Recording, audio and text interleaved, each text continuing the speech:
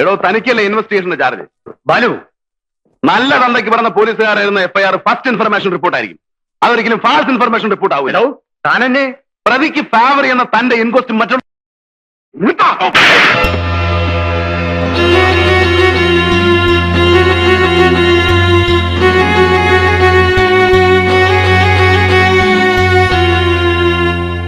Mister Balram, this is too much.